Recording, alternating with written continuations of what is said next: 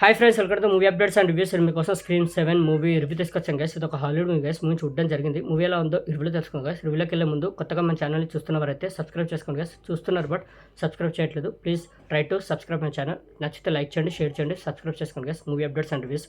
Okay, రివ్యూలోకి వెళ్ళిపోతాం guys. రివ్యూలోకి వెళ్తే ఇద్దరు కపుల్స్ ఒక మర్డర్ జరిగిన ఇంట్లోకి అయితే ఎంటర్ అవుతారు గైస్. అక్కడ మాస్క్ వేసుకున్న వ్యక్తి చాలా బ్రూటల్గా వాళ్ళు ఇద్దరిని అయితే చంపిస్తారు గైస్. ఇలా స్టోరీ అయితే స్టార్ట్ అవుతుంది.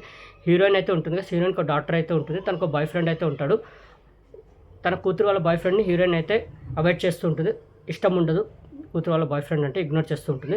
అయితే ఇంకోవైపు మాస్క్ వేసుకున్న వ్యక్తి ఇంకో మర్డర్ అయితే చేస్తాడు. ఒక అమ్మాయిది చాలా బ్రూటల్గా ఒక అమ్మాయిని అయితే మర్డర్ అయితే చేస్తాడు కదా. అయితే హీరోయిన్కి భయం అయితే పట్టేస్తుంది.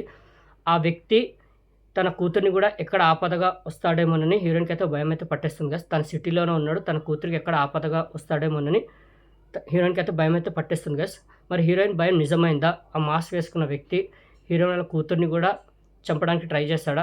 అసలు అతను ఎవరు? దేనివల్ల ఇన్ని మర్డర్స్ చేస్తున్నాడు? మరి హీరోయిన్ అతను ఎవరు కనిపెట్టిందా? మరి క్లైమాక్స్లో ఏం జరిగింది ఏంటనేది మీరు మూవీ చేసి తెలుసుకోవాలి గైస్. మూవీ నాకైతే జస్ట్ ఓకే అనిపించింది గైస్. ఎందుకంటే ప్రీవియస్ పార్ట్స్ ఏవైతే ఉన్నాయో సేమ్ అదే జానర్లో ఈ స్టోరీ కూడా ఎంచుకున్నారు. కొత్తదనం ఏం లేదు స్టోరీలో.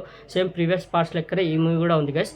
ఏంటంటే ఫస్ట్ సీన్ ఏదైతే ఉందో కపుల్స్ ఎంటర్ అయిన తర్వాత అక్కడి నుంచి మూవీ ఏదైతే సెకండ్ మర్డర్ జరుగుతుందో అక్కడ దాకా మూవీ చాలా బాగా తీసుకెళ్ళారు. సూపర్గా అనిపించింది, చాలా ఎంగేజింగ్గా థ్రిల్లింగ్గా వెళ్ళింది.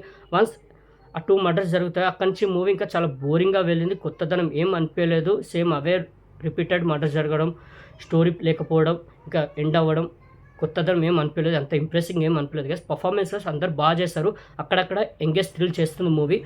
బట్ మూవీ ఏంటంటే కొత్తదనం ఏం లేదు స్టోరీలో. అందుకే మూవీ అంతగా ఏం అనిపించలేదు నాకు. ప్రీవియస్ పార్ట్స్ లాగానే ఉంది ఇది కూడా.